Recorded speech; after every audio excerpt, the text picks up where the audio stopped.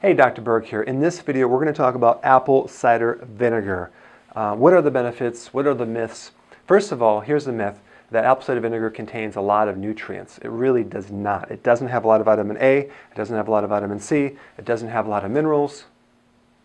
What it does have is something even more important. In fact, the real reason why apple cider vinegar works for so many conditions has to do with this one thing it has called acetic acid. That's an acid. And the reason why it works is, and this might go against a lot of philosophies out there, is that the body, most bodies that I check in my office over many, many years, are way too alkaline. Now I know that goes against maybe what you've heard, that everyone's too acid, but that's not true. You really have to, when you talk about pH, you really have to understand that every part of your body has a different pH. So if someone says, oh yeah, you're too acid, well, what pH are you talking about? The urine? Are you talking about the saliva? The real true indicator of pH for a body should be in the blood, but it's very difficult to test that because as soon as you take the blood out of the body, it alkalizes or it oxidizes and it can change the pH right away. So you have to, it's very expensive to determine that. So you have to go by symptoms. And so if you ever wanted to really know, just look up in, I don't know, Google it, all the conditions for too acid, called acidosis, and look up for the conditions of alkalosis and all those symptoms. And you'll be able to see which ones you have, and you can determine based on those two factors. So what we're talking about is the blood pH here. Most people have a blood pH which is excessively alkaline. And yes, it's true that your blood should be slightly alkaline, but in this situation it becomes even too alkaline. Okay? And that's why apple cider vinegar works so well, because it changes. If you change the pH of your body just a slight bit, you can create huge effects because the pH is so important in transporting minerals and allowing enzymes to work, to stimulating the thyroid, to increasing metabolism, all these things. So let's just take a deeper look at this one acid, acetic acid. The pH of acetic acid is very acidic. It's 2.5. That's like almost like stomach acid pH. It's way down there. So it's really good for the stomach. People take it for heartburn. And by the way, heartburn, acid reflux, indigestion, that is a condition where your stomach is too alkaline and the valve on top does not close. And I know people say it's too much acid. No, it's not. In fact, if you have acid reflux or heartburn, just take some apple cider vinegar and see how much better you feel. I mean, you'll feel wonderful because the valve will start closing on the top and the acid won't start regurgitating up through that valve. So it's good for GERD, acid reflux, indigestion. Okay?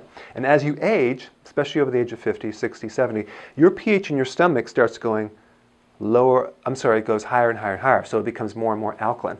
So you need more acid as you age to be able to digest protein and absorb minerals. Because if your pH is too alkaline, which most people have a problem with too much alkaline, they can't absorb calcium. They can't absorb minerals like they used to. So what happens, especially with calcium, is calcium starts building up in the soft tissues throughout the body. So you have the soft tissue calcification. I mean, you see that in people that are getting older, they're getting stiff, they have arthritis, bursitis, they get calcium developing on the eyes, there's cataracts. On the joints is arthritis, on the nerves there's neuritis, on the kidney is kidney stones, on the gallbladder is gallstones, and the teeth is tartar. That could come from a pH problem. It's an alkalosis, a systemic alkalosis, which is your whole body is too alkaline. One of the things that I like to do as well is make sure they're taking the fat-soluble vitamins to transport that calcium out, like vitamin D and K2. But in this video, we're going to talk about the pH piece of this thing. Now, what causes this alkaline state? It has to do with this, in this book, it's called Sibylla Encyclopedia of Endocrinology, Volume 4, Frank Netter, MD. This is one of the main books that is used in medical schools, and it's a great physiology book to help you get some of the facts on how the body works.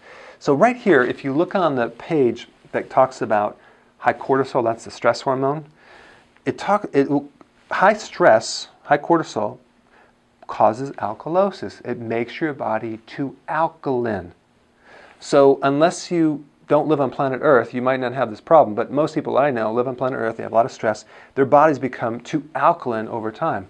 The worst thing you could do is start drinking alkaline waters.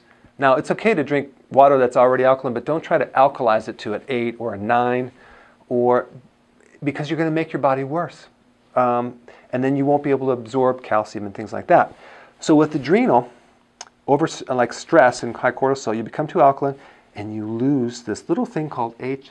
So if you ever taken chemistry, you'll notice that H+ is an acid.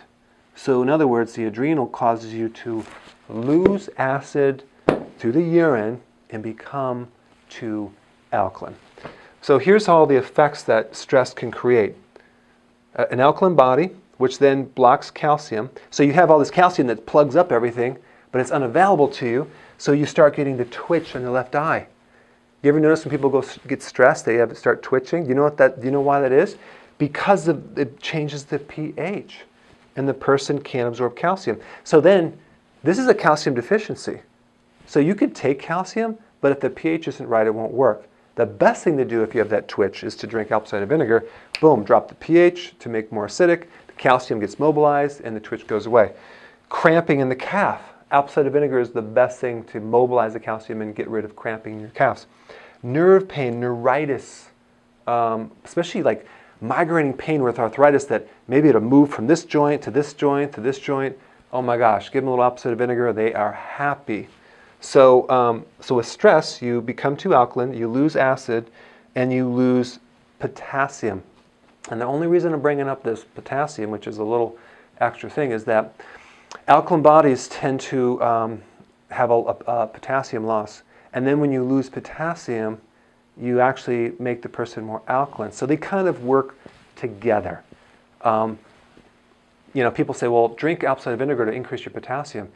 That's not what's going to do it. Apple cider vinegar will help increase your potassium because you'll stop losing the potassium and you'll make the body more acidic and like it should be, and so that will help the potassium. And just think about, look at this, potassium deficiency, high blood pressure, constipation, feeling of weakness, fatigue, irregular heartbeats. When you hear these claims about apple cider vinegar curing all these different things, high blood pressure, constipation, weakness, irregular heartbeats, it's because of the retention of the potassium, because the chain reaction that occurs after getting the pH in the correct level. People that drink a lot of protein drinks, or they eat too much protein, let's say they do the Atkins diet, or they're doing this high protein diet, what happens, there's the waste from that protein. It's called guanidine. It's a chemical. Very, very, very, very, very alkaline. Okay? And so that can cause twitching, nerve pain, and a lot of arthritis. Okay?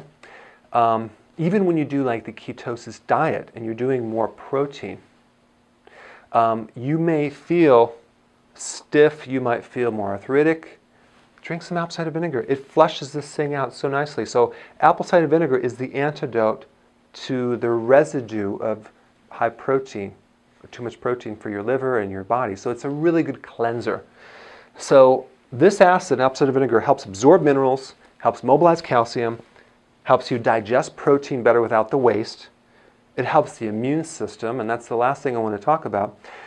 You've heard that people will take like vitamin C for a cold, right? Or for a virus infection. It's not the vitamin C necessarily that's creating the big effect, because most people aren't even taking vitamin C. They're taking a vitamin C lookalike, or a fake vitamin C called ascorbic acid, which is not really the true vitamin C complex, which again I'll have people disagree on this video. Because you can make synthetic vitamin C from ascorbic acid and cornstarch. Well, first of all, corn has no vitamin C. Cornstarch has no vitamin C. Ascorbic acid has no vitamin C. How can you take two things that don't have vitamin C, mix them together, and make ascorbic acid and think that's vitamin C? It's fake. The real benefit of vitamin C or ascorbic acid is the acid. You'd be much better taking the acetic acid to help your immune system. If you get a cold, if you have a fever, a viral infection, start taking the apple cider vinegar. It's really, really important.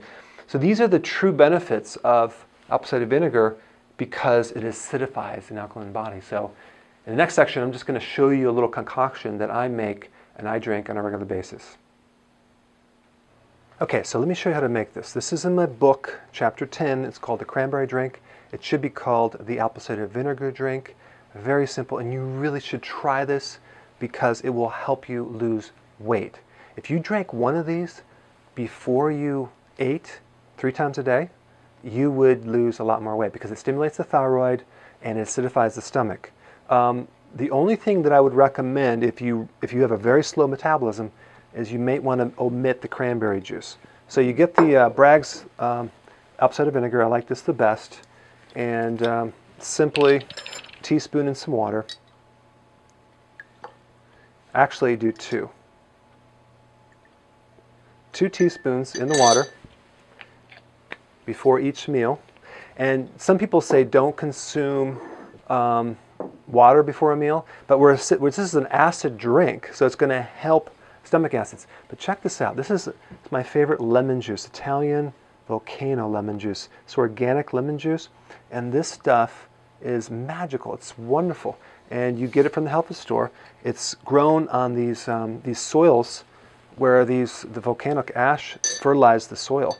So you just do a teaspoon of this lemon right here. You don't have to use this lemon juice. You can use other lemon juice. You can use lemons. I like that lemon juice because I'm spoiled. Cranberry juice. Make sure you read the back of the label, and it just comes from whole cranberries. Because some people get the one that has extra grape juice or apple juice. You don't want that. Just do a teaspoon of this.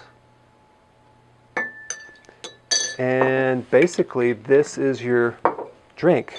Now, I like to, and this is just me, you don't have to do this.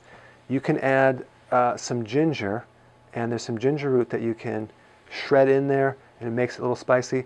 I basically have this ginger extract that you can get. It's a liquid form. It's like ginger juice. And you put a little ginger, it's real spicy. There's a lot of great properties. It's a very good tonic. Again, if you can't stand the taste, chances are you probably don't need it. Okay? If you really need it, you will crave it, and it makes you feel better. But I really want you to try this.